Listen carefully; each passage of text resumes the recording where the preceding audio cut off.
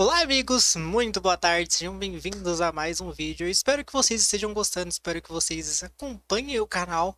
E se você é novo, caiu de paraquedas aqui, saiba que a gente tem uma vasta gama de gameplays, saiba que a gente tem acompanhado algumas outras coisas ali do mundo nerdístico, não é mesmo? E para esse vídeo em específico, vamos falar sobre Ordem Paranormal, algo que a gente não fala há bastante tempo desde Natal Macabro. Para quem não se lembra, a gente acompanhou a saída de Natal Macabro, a gente postou os vídeos completos da nossa reação, a gente assistiu enquanto durante o lançamento de Natal Macabro e trouxe aqui para vocês, tá bom? E eu não podia fazer diferente com Hexatomb, né, que vai lançar, que é o novo spin-off. Eles já lançaram a data, vai ser no dia 25 do mês que vem, né? Eu espero realmente que vocês gostem, eu tô ansioso pro que vai vir aí, cara. Mas eu tenho algumas coisas, né? Vamos alinhar o que a gente tem. E olha que a gente tem bem pouco sobre essa temporada, esse spin-off de sangue que vai vir, certo? Ao fim de Natal Macabro, a gente deve recordar que tiveram vários players, dentre eles um único sobrevivente, que foi o personagem do Guto. Ah, você acha que o Guto vai participar dessa nova temporada? Eu não acho que o Guto vai participar dessa nova temporada, tá bom? Vou ser sincero com vocês. Não tem nenhum player confirmado até agora. Eu não teria tanta certeza que o Bastê estivesse envolvido, talvez como o Diabo, se o Diabo em si fosse aparecer, mas eu também não teria tanta certeza se ele realmente vai ter participação no spin-off de Sangue, porque um exemplo disso foi o próprio spin-off de Energia, que foi o Sinais do Outro Lado, que foi Energia e Conhecimento, e o próprio Segredo na Ilha, né? Que não tiveram envolvimento direto com as relíquias da calamidade, por mais que tivesse envolvimento de Tenebres. Mas, né? Uh, eu acho que o spin-off de sangue ele é muito mais complexo do que se parece. Por que eu digo isso? Para o spin-off de Sangue sair, teve que sair primeiro Enigma do Medo e depois teve que sair, no caso, teve que sair o spin-off de Natal Macabro e depois Enigma do Medo. E o Selbit deixou claro que ele só podia fazer o spin-off depois do lançamento de Enigma do Medo. Então, por qual motivo que ele só poderia fazer isso? Talvez porque tenha envolvimento direto com Enigma do Medo, talvez porque tenha personagens de Enigma do Medo, como algum agente que apareceu na história, ou então algum elemento, algo que tenha ali. Porque, desculpa dizer, mas eu não acho que eles colocariam uma série de agentes como o Diogo Likes, o pai dele, o pessoal que estava na caverna, a Letícia, dentre vários outros personagens, se eles não fossem utilizar esses personagens, certo? Então, eu acho que o Selbit, ele tá preparado, ele utilizou o Enigma do Medo para trazer uma série de hum, agentes, né, que a gente não tinha, agentes que estavam desaparecidos, e ele utilizou o Enigma do Medo para trazer esses agentes à tona e vai utilizar esses agentes tanto na próxima temporada de Ordem Paranormal, tanto no spin-off de Sangue.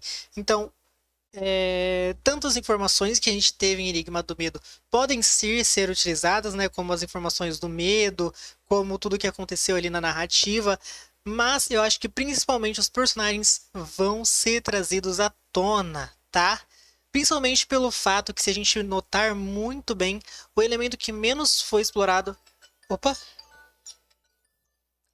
O elemento que menos foi explorado, na minha opinião, talvez tenha sido o elemento de sangue. Por que isso? A gente teve o elemento de morte com o Lodo, a gente teve energia com a Letícia, a gente teve. Vamos ver. Na verdade, eu acho que conhecimento teria sido o único elemento que não teria sido representado, né? Para ser mais exato. Porque sangue até que foi bem representado com alguns zumbis de sangue e com o Golias, né? Eu acho que o que menos teria sido representado ali dentro de Enigma no Medo teria sido realmente o conhecimento. Conhecimento que talvez esteja sendo preparado numa DLC, né? Que o Selbit já falou um pouquinho que está sendo desenvolvida a DLC, né? De Enigma do Medo. Mas com relação ao spin-off de sangue, a gente não tem quase nada, a gente não tem personagens, a única coisa que a gente tem realmente de concreto é uma data e a capa, né, que a gente vai se passar em um lugar que nunca se passou antes e talvez vai ter envolvimento ali com uma igreja e movimentos religiosos, né? Vai ter alguma ligação religiosa ali. Isso é muito pouco comparado ao que a gente teve das outras temporadas, ok? Muito pouco de verdade. A gente não tem nada com que a gente possa teorizar, a gente não tem nada que a gente possa trabalhar. A única coisa que a gente tem é realmente essas informações. Por quê? Porque o Celpt ele tinha comentado isso quando questionado sobre a temporada de sangue, né? Do spin-off de sangue. E ele falou exatamente isso. O spin-off de sangue só vai acontecer após o lançamento de Enigma do Medo. E eu acho que é justamente porque é necessário. Quem poderíamos. O Celpt ele até falou isso sobre Enigma do Medo, que eu não acho que vai fazer tanto sentido, né? Quando foi perguntado pro Celpt sobre a DLC de Enigma do Medo, ele disse que Enigma do Medo não teria. Ele seria utilizado para explorar um pouquinho mais a fundo sobre a família Strah, né? Só que não tem mais nada, eu acho que se poderia. Afinal, a família Strah não tem mais envolvimento com o paranormal, então não teria mais o que se explorar na família deles. Na teoria. Claro, sempre tudo é uma hipótese, tudo é uma fala, então pode assim ainda ter coisas que não foram bem tratadas, como o personagem do Phelps, que ainda está desaparecido, afinal ele não morreu. A gente não pode esquecer que ele é um personagem que ele é da classe experimento e que no último momento em que houve a lua de sangue, ele sobreviveu com 2 de vida e nunca mais foi visto, certo? Além disso, a gente pode teorizar ali sobre o nome, que Hexatomb pode significar vários sacrifícios ou 6 sacrifícios. Só que eu não acho que a ordem em si vá trabalhar com sacrificando eles de algum jeito, e sim utilizando eles como ferramentas para um propósito, ou seja, vai utilizar eles como fantoches para alcançar alguma coisa, né? Hum, a menos que talvez não teria como se passar antes, porque eles estavam tentando. Porque dentro de Natal Macabro eles estavam fazendo sacrifícios para poder conseguir talvez a coroa de espinhos, né? Que é um objeto paranormal que está no livro de regras. Que permite lhe fazer uma barganha com o diabo sem sofrer as consequências. Talvez seja isso que eles estejam atrás. Claro que é só uma teoria, ok? Mas para que a ordem estaria atrás disso? Para que a ordem estaria de atrás de barganhar com o diabo sem sofrer as consequências, sem sofrer o peso do pacto de sangue, né? Obviamente, para chegar a Tenebres ou então para saber mais sobre as relíquias, provavelmente ou até mesmo uma forma de derrotar Kian, mas eu não acho que o diabo revelaria, né, esse fato, sendo que ele mesmo que soltou o Kian na última temporada, se é que ele soltou, né? A gente não pode se esquecer disso, porque a gente viu eles conversando, mas isso não significa que ele realmente tenha soltado o Kian. Eles podem ter conversado e ele pode ter deixado o Kian preso ali ainda para posteriormente soltar ele. Vamos lá.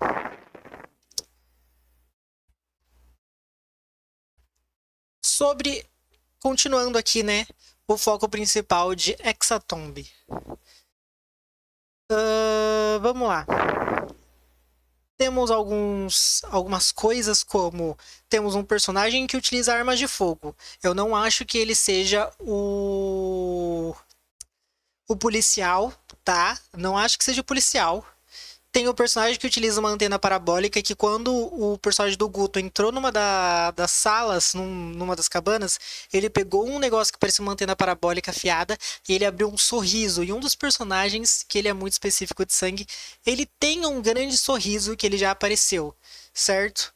Além deles, temos o motorista do ônibus, que ele estava embaixo d'água. Ele provavelmente luta com os próprios pulsos, com os próprios punhos. Ele parece um personagem de um combatente de força ali, né? Vamos ver. Quem mais?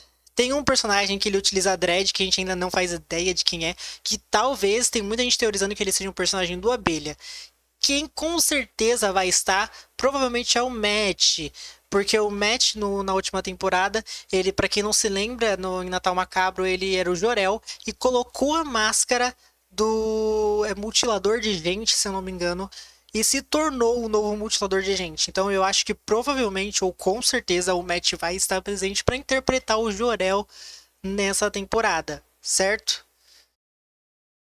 Nossa, eu tô realmente muito ansioso, tem muita coisa pra vir aí. Vai sair num momento de Halloween, vai ser relacionado à lua de sangue, e isso vai ser muito divertido, né? Eu espero me divertir tanto quanto eu me diverti com o Natal Macabro. O Natal Macabro foi em disparado uma das melhores temporadas que eu assisti. Foi super divertido, foi super interessante, mesmo tendo pouco tempo de RPG, foi super divertido e foi uma das temporadas mais bem trabalhadas que a gente já assistiu, certo? Com relação a algumas pessoas, quem eu não acho que vai estar presente na mesa. Eu não acho que vai estar Calango, eu não acho que vai estar Hakim, eu não acho que vai estar, deixa eu ver, os personagens que estiveram na última temporada. Porque, obviamente, é muito raro, com exceção de Bagi, com exceção de Guaxuxu, né? Guaxinim, que são personagens recorrentes, que são atores que sempre estão presentes em ordem. Eu acho que quem não for eles não vai estar presente nessa temporada, certo? Quem vai estar vai ser o Matt, talvez o Guto, talvez. Falaram do Abelha, né? É possível, mas se o Abelha estiver presente, a Calera também está, galera. E isso já é um ponto que eu não gosto tanto. Eu acho os personagens da Calera, por mais que ela seja muito criativa para criar personagens, tanto ela quanto a atriz, elas meio que não conseguiram desenvolver corretamente o personagem delas dentro de Desconjuração. E isso quebrou um pouquinho da magia ali do que era pra ser, sabe? E até mesmo quando a Calera trouxe a Yumi, se eu não me engano o nome da personagem dela em Calamidade, eu também senti que faltou um pouquinho de personalidade. Eu sinto que quando ela tá trazendo um personagem, ela não traz a personalidade em si, ela não consegue ainda trazer isso, sabe? Mas ela tá tentando e parece que ela tá realmente evoluindo e tá conseguindo cada vez mais melhorar como uma jogadora de RPG. O que em Desconjuração ela não era tão boa, em Calamidade ela conseguiu melhorar um pouquinho. E quem sabe se ela tiver uma oportunidade de criar um personagem mais elaborado, um personagem com mais história, ela consegue realmente brilhar pra gente como um dos novos melhores personagens. Quem mais teorizaram? Falaram que a Jink poderia voltar. Eu não acho que a Jink vai voltar no momento, ok. Eu acho que talvez alguém que participe de Arcanis talvez esteja presente, talvez o Peck seria interessante. Teve gente que teorizou o Felipe Neto, não sei se seria legal, sabe? Por mais que a visibilidade dele seja bem grande, eu não acho que ele seria um bom. Um bom tipo assim, considerando, né? Porque a gente tem que considerar também o fandom de Ordem. O fandom de Ordem ele é bem vasto, ele é bem grande e ele é bem populoso. Só que tem algumas pessoas que pesam a mão na hora de criticar a Ordem um pouco e acabam passando do limite, tornando o fandom um pouco tóxico, certo? Calma. Então, trazer o Felipe Neto, que já tem uma comunidade que é um pouquinho conturbada, talvez torne a toxicidade da comunidade de ordem paranormal um pouco insustentável ou insuportável, certo? É só uma opinião básica ali. Porque a gente junta uma comunidade que já não é muito legal com outra comunidade que não está tão legal e pode acabar dando ruim. E não é só a comunidade em si de Ordem que tá meio tóxica, a comunidade de Arcanes que cresceu, ela acabou se tornando um pouquinho tóxica, e eu acho que tem várias comunidades assim que acabam pesando a mão na hora de tecer críticas, na hora de falar mal, e isso acaba tirando um pouquinho, porque o criador ele está se esforçando muito para construir, principalmente o Selbit, principalmente os atores, eles estão se esforçando muito. Então a gente tem que saber dosar o que a gente está falando. Um exemplo disso é eu falar, eu não gostei tanto de como a galera performou dentro de Desconjuração. E outra coisa é pegar e falar, ela é uma atriz péssima, ela não é uma boa jogadora, ela sabe, e isso é pesar a mão. Porque não é verdade. Ela era uma boa jogadora, só que ela não teve tempo suficiente, ela não conseguiu ali com o tempo que ela tinha performar, sabe? E o tempo que ela teve, ela conseguiu aceitar. Então, essa é a diferença de um jogador que ele entende o RPG, ele entende o mestre com o qual ele tá jogando, e a diferença entre alguém que só tá ali para fazer o que quer, certo? Eu falo isso porque dentro de Ordem a gente já teve personagens que tentaram fazer o que quer e o fandom percebeu e meio que foi pra cima dessa pessoa, desse jogador com razão. Né? Com razão entre aspas, porque também eu falo com razão, mas sem pesar a mão, né? É, é basicamente isso, certo? Quem eu acho que pode estar presente na mesa, principalmente é o Matt, que talvez seja garantido para fazer. Eu acho que a Bagi também vai estar presente para ela fazer a. Agora esqueci o nome dela, mas ela vai fazer a outra personagem que apareceu em Natal Macabro. Existe a possibilidade do Gary estar presente e ele fazer fazer o policial, né? Ahn, o personagem de Dredd poderia ser sim o Abelha. Mas é o que eu falei, se o Abelha estiver presente, a Calera também vai estar. Então, qual seria o personagem da Calera? O personagem da Calera seria o personagem sorridente? Ou será que aquele personagem com dread que a gente viu, um personagem feminino e ele poderia ser a Calera? E aí, o que vocês acham, né? Porque eu não acho. A Calera e o Abelha, eles moram muito. Eles moram extremamente distante daqui, certo? Então, Calera, Luba e Abelha, eu acho eles extremamente distantes de poderem participar do RPG. Por mais que o RPG agora seja gravado e tudo mais, ainda acho muito distante deles conseguirem. Eu tava ansioso pra falar, falei bastante.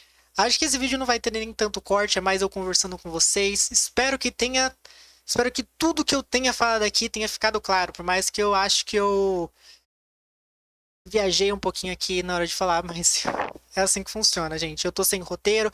Ah, mas falar sem roteiro é um pouquinho chato porque demora a chegar no ponto, porque se perde. É a vida, é mais divertido. Eu falo com vocês aqui, mesmo sem roteiro, sem falando o que quer, trazendo o que pode, conversando da forma que a gente acha melhor. É assim que funciona também. Se vocês gostarem, deixa o like, compartilha e se inscreve. Se você for novo por aqui, se inscreve no canal, ativa o sininho, dá uma passadinha nos outros conteúdos que eles também são muito bons. Você pode acabar gostando de alguma coisa. E é isso, até o próximo vídeo, gente.